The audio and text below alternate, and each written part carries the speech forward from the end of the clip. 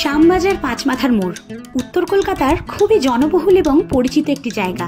আজকে এই শ্যামবাজার পাঁচমাথার মোড় থেকে একেবারে হাঁটা পথে বেশ কয়েকটা পুরনো এবং আইকনিক ফুড জয়েন্টের কথা আপনাদের সাথে শেয়ার করতে চলেছি। ভিডিওটা শেষ পর্যন্ত দেখার অনুরোধ রইল।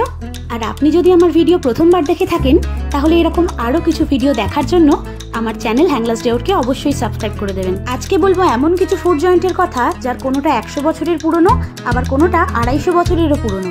নমস্কার, আমি বৈশাখী ফ্রম হ্যাংলাস ডেওর আর আপনারা দেখছেন আমার দ্বিতীয় ইউটিউব ব্লগ। চলুন তাহলে আজকের ব্লগ জলখাবার থেকেই শুরু করা যাক। কলকাতার অন্যান্য জায়গার তুলনায় উত্তর কলকাতার জলখাবারে কিন্তু এখনো বাঙালিয়ানার প্রভাব দেখা যায়। তাই আজকে আমাদের প্রথম গন্তব্য national economic restaurant. 1 cup liquor চা আর বাটার টোস্ট দিয়ে প্রথম পেট পুজোটা সারা যাক।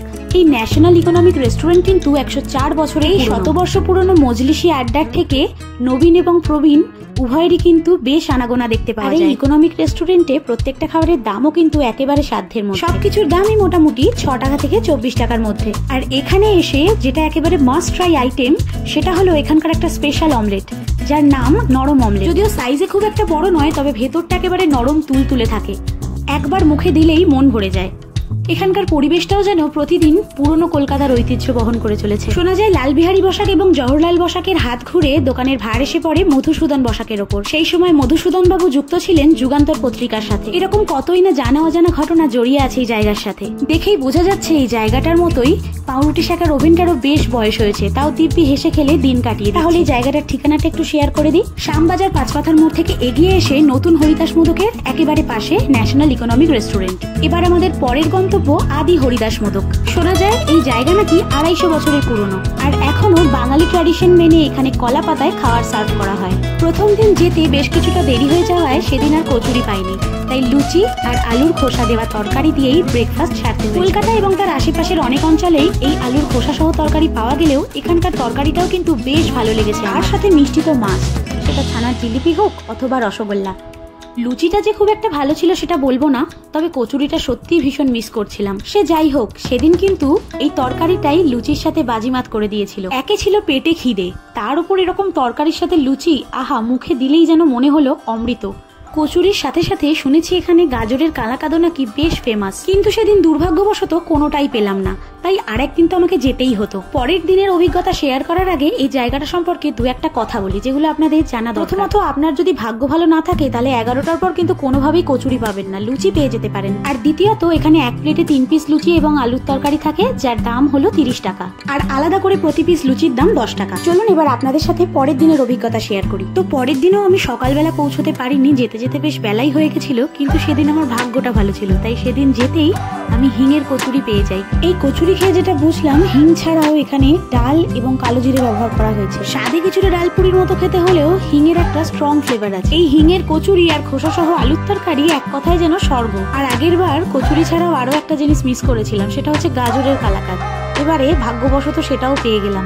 খুব একটা মিষ্টি প্রেমী না হলেও এই গাজরের কালাকাঁদ খেতে কিন্তু আমার বেশ লেগেছে, বেশ একটা ইউনিক মিষ্টি মনে হলো। ওই যে বললাম, আমরা দেরিতে গিয়েও ভাগ্যবশত কচুরি আর গাজরের কালাকাঁদ পেয়ে গেছি।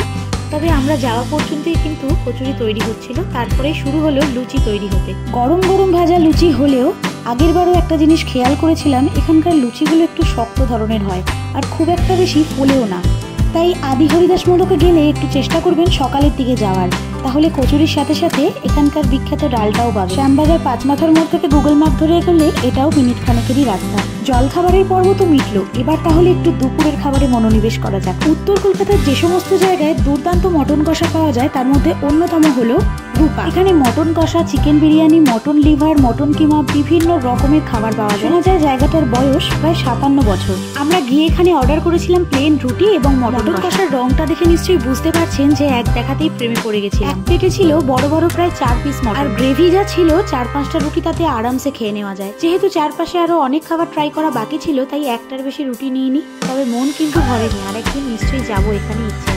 এই জায়গাটাতে সবসময় বেশ ভিড় থাকে বটে, তবে বেশিক্ষণ অপেক্ষা করতে হয় না। আমার মতে এখানে দুজনের জন্য মোটামুটি খরচ 500 থেকে 600 টাকা। আর বলে রাখি, এখানে 1 প্লেট মটন কষার দাম ছিল 260 টাকা। এখানে আরেকটা কথা বলে রাখি, কাছে পিঠে আরো একটা বিখ্যাত মটন কষার হোটেল থাকলে গুনে গুনে 10 গোল দিতে পারে এই রূপার মটন কষা। আমি 2 জায়গাতেই ট্রাই করেছি, তাই আমার মতে কোয়ালিটি, স্বাদ, পরিমাণ সবকিছুতেই রূপা অনেকটাই এগিয়ে আছে। তাহলে রূপার অ্যাড্রেসটা ছোট্ট করে একটু শেয়ার করে দিই। রামবাজার পাঁচমাথার মোড়ে নেমে গুগল ম্যাপ অন করলেই আপনাদের চোখে পড়বে রূপা। এবার আমাদের পরবর্তী এবং শেষ ডেস্টিনেশন হচ্ছে দাড়ি গ্র্যান্ডসন্স। আপনারা যদি টেনিদা করে থাকেন তাহলে অবশ্যই জানবেন যে প্যালারামের খুব প্রিয় মিষ্টি ছিল এই দাড়িকের লেডিকেনি। টেনিদার খট্টাঙ্গ পলান্ন গল্পে এই মিষ্টির দোকানের উল্লেখ আছে। তবে আজকে লেডিকেনি ছাড়াও ট্রাই করবো এখানকার বিখ্যাত কয়েকটা মিষ্টি, যার মধ্যে প্রথমেই আমার হাতে চলে এলো সরভাজা, লাবণ্য এবং মনোহরা।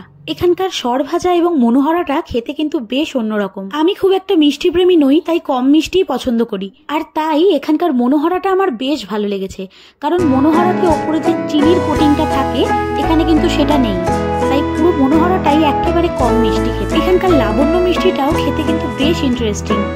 এই মিষ্টিটা মেনলি ক্ষীরের তৈরি হয় এবং উপরে একটা মোটা সর থাকে। আর এই যে দেখছেন সরভাজাটা, এটাও কিন্তু বেশ মিষ্টি হয়, সুতরাং যারা মিষ্টি প্রেমী তাদেরই বেশি ভালো লাগবে। আর এই যে দেখছেন এটা হলো লাবণ্য, দেখতে যেমন সুন্দর আর নরম তেমনই কিন্তু দুর্দান্ত খেতে। এই মিষ্টিগুলো ছাড়াও এখানে আরো এমন কিছু মিষ্টি আছে যেগুলো খুব বিখ্যাত, সেগুলো খাওয়ার জন্য আরো একদিন আসতে হবে এখানে। এইবার চলে এসেছি টেনিদা গল্পে প্যালারাম বাড়ুজ্যের প্রিয় মিষ্টি লেডিকেনির কাছে। যদিও বড্ড মিষ্টি আমার খুব একটা ভালো লাগে না, তবে আমার বিশ্বাস মিষ্টি প্রেমীদের অবশ্যই ভালো লাগবে। শোনা যায় এই দাড়ি হলো উত্তর কলকাতার প্রায় 140 বছর পুরনো মিষ্টির দোকান। এই জায়গার ঠিকানাটা হলো শ্যামবাজার পাঁচমাথার মোড় থেকে শ্যামবাজার পেট্রোল পাম্পের দিকে মিনিট 2 হাঁটা রাস্তা। শেষে মিষ্টি মুখ দিয়ে তাহলে আজকের ভ্লগ এখানেই শেষ করলাম। এরকম আইকনিক কোনো জায়গার খোঁজ আপনার কাছে থাকলে আপনিও কমেন্টে জানাতে পারেন, আমি অবশ্যই ঘুরে আপনাদের রিভিউ দেবো। আর ভিডিওটা ভালো লাগলে অবশ্যই লাইক, কমেন্ট, শেয়ার করে দেবেন। Thank you.